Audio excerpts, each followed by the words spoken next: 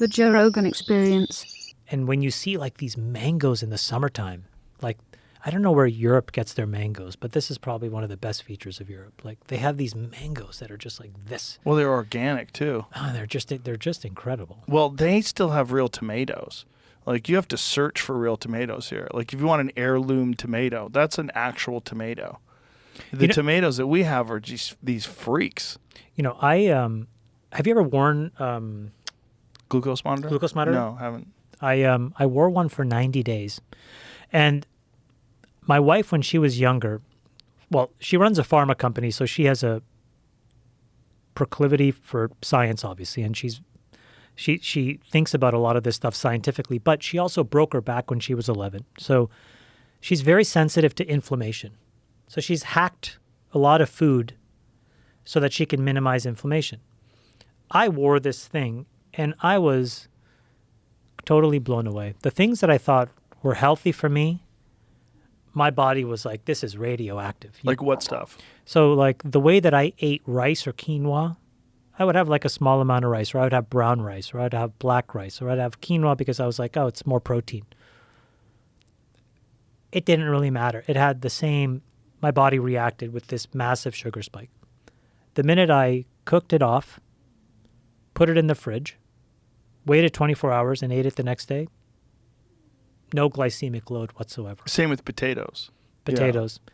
I found that pasta, if I made it more al dente than what I was used to, no glycemic load. And like the problem that's frustrating. More al dente meaning less cooked? Less cooked. Has a totally different reaction in my body than if I make it soft and smushy. Huh. So I've trained my body to have like really, al dente pasta, and I see that the glycemic load is much lower. I think just the point is like the food supply in the United States, I think it's the most precarious it's ever been. It's brutally hard to figure this out. I mean, is everybody supposed to get a glucose monitor and then figure out what little things, trigger insulin spikes? Well, that's not possible. And then even if you do find out, how do you get it in a cheap, affordable way? And I mean, no wonder like everybody's, really struggling with this. Have you ever worn a glucose monitor when you were in Italy?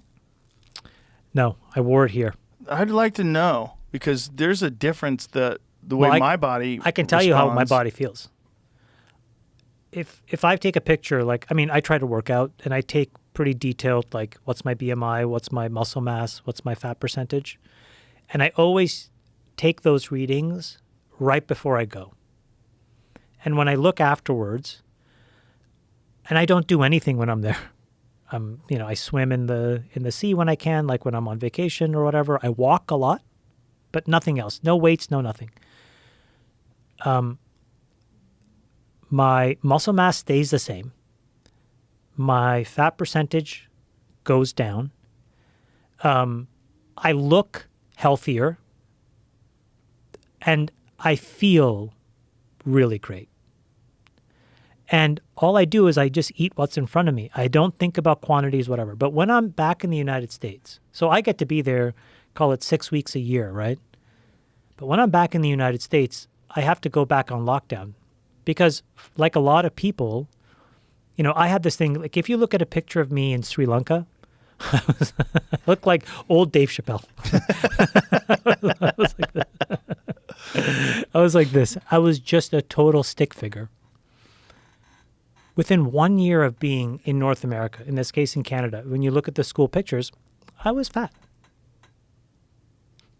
Couldn't explain it. It's just a difference in the food system. And my parents were making the same things because they wanted to have that comfort of what they were used to. So I don't know if it was the food supply or not, but it has to be. It has to be. It has to be. And everybody says the same thing. And then my whole family has struggled with it, you know? So I think that there's something, and then when I go now to Italy as a different reference example, it's like it's the best shape of my life. Yeah, and I you do feel less. completely different. Even when you eat things like pizza over there, you don't feel like you ate a brick. If I've eaten pizza here and I love it, but when I'm over, I'm like, oh, what did you do? What did you do? Like you ate a brick.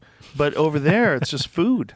It tastes great. The pasta doesn't bother you. Nothing bothers you. It's just whatever they're doing, and there's many things. Just one of them, they're not using enriched flour, and another thing is they have heirloom flour, so it hasn't been maximized for the most amount of glutens. I'm curious to see what Bobby does if Trump wins in this whole Make America Healthy Again. I don't exactly know what his plans are. What's possible? Like, how much can you really affect with regulation? How much can you really bring to light? And what are we going to learn about our food system? I mean, even Canada, if you could, one of the things about the hearings that they just had was they were comparing Lucky Charms that they sell in the United States that are very brightly colored versus Lucky Charms that they sell in Canada. Completely different looking product, because in Canada, it's illegal to use those dyes that we use ubiquitously. Right. And those dyes are terrible for you. And we know they're terrible for you. And Canada knows they're terrible for you, which is why they're illegal up there. The food tastes the same. It still sucks. It's still bad for you. It's still covered in sugar. But at least it doesn't have that fucking poison that just makes it blue or red. And it's impossible, like, to teach my kids healthy eating habits as a result of this. The food in the United States, it's everywhere. And it's beating into you that this is a cheap way of getting caloric intake. Right. And it is full of just all these stuff you can't pronounce. It's garbage. Yeah, it's all garbage. And it's so common. And then if you're in what they would call a food desert, if you're in a place that only has fast food, like, my God, like, your odds of being metabolically healthy if you're poor and you're living in a place that's a food desert. It's impossible. It's fucked. It's impossible. You're fucked. It's too hard. And it's also very expensive, which is even crazier. It's so expensive to eat well and to eat, like, clean and make sure that you don't have any additives and garbage in your food. Do you remember in, like, the 90s and 2000s where what we were told was fat was bad? Yeah.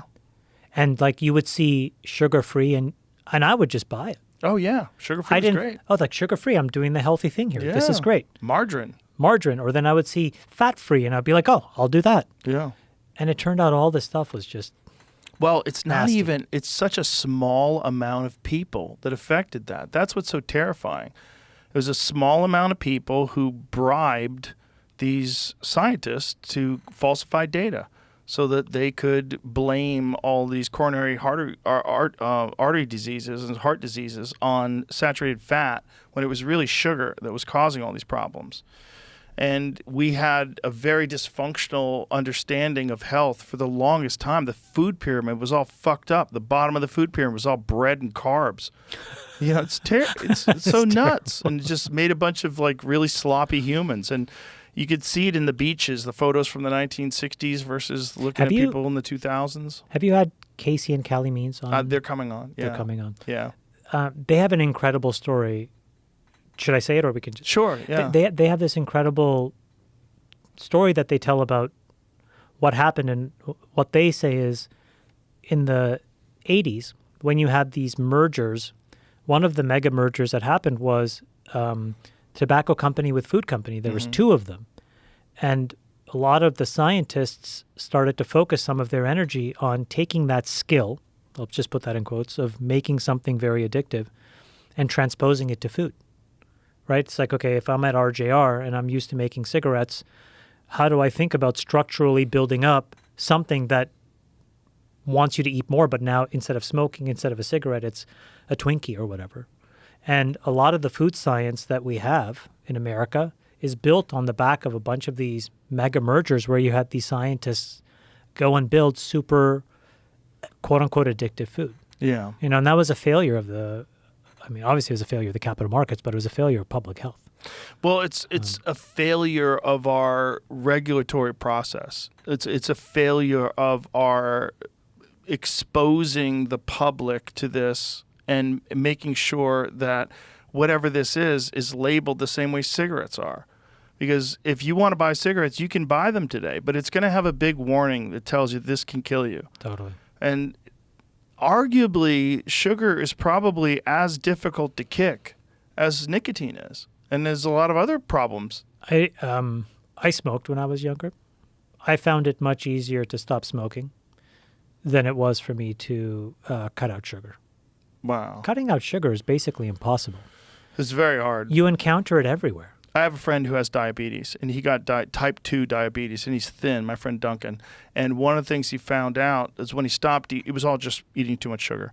When he stopped eating sugar, he's like, oh my God, I have so much energy. Like, this is what I'm supposed to feel like. Yeah. He had thought that it was just life. Like, he's in his 40s now. He's starting to get lethargic. Yeah, I need a nap. And he didn't realize he was poisoning himself. Yeah. And that's what most people are doing. Most people out there that are drinking regular soda and they're eating candy and you're eating burgers with sugar in the bun and bullshit and bread and French fries cooked in seed oils, you're just poisoning yourself. You should fact check this because I may get the number wrong, but there was something that came out very recently about the percentage of the U.S. food stamp system that goes to soda. Yeah. And it was like 10% of the total budget or something nutty like that. It's like some ginormous amount of money is just basically giving folks sugar water. Yeah. And you wonder why now the solution is just to give everybody on the back end of it Ozempic. It's also like, let's be real. That's not food, okay? It's something you put in your mouth, but you can't buy cigarettes with food stamps. Right, so if you can't buy cigarettes and food stamps, why should you be able to buy something that's really bad for you? I mean, what would change if we said food stamps, we're going to actually increase the amount that you get, but we're going to regulate what you can buy? And you have to buy all the things from the outside of the store. I don't even think you have to regulate it. Like, think of what has happened because of companies like Uber Eats and DoorDash as an example. What have they done? And I'll tell you why I think this is important. Those guys have gone out, and Cloud Kitchens, there's 3 companies. They have bought up every single kind of warehouse in every part of every city and suburb in America. And what they put in there are these things that they call ghost kitchens. So that when you launch the app, and a lot of the times when you get a drink from Starbucks, it's not coming from the actual Starbucks down the street. It's coming from a ghost kitchen. Why? Because they centralize all the orders, and it creates an economy of scale. Why am I telling you this? I think that there is a way for food stamps to sit on top of that infrastructure and just deliver food. But the problem is people, especially people that don't know or care, want that sugar water. Well, you know, like the choices are... I understand. Yeah, you're going to have people that choose that Big Mac because it is delicious. Yeah, and I think that they are delicious. And once a year, I have a Big Mac. But I think if you're going to tie it to something like a government subsidy, at least the government should have a conversation with themselves that says, well, we can ship them all of this healthy food and, you know, change a bunch of boundary conditions in these folks' lives. Like, I've seen it. I know what it's like to be overweight. It sucks. Your self-confidence is -1. The way I dressed, the way I felt, it just took an enormous amount of work to overcome it, and you're still left with it. Then there's the physical pains. Then there's the internal issues that you create for yourself.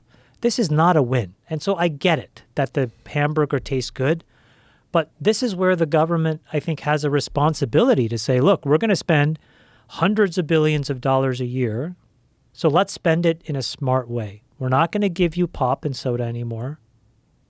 And we're going to start introducing some fruit, some vegetables, some fiber. Like, why can't you do that? That's like a very reasonable thing to do, especially if on the same hand, the other hand of the government is going to go and negotiate insulin prices and metformin prices and GLP-1s.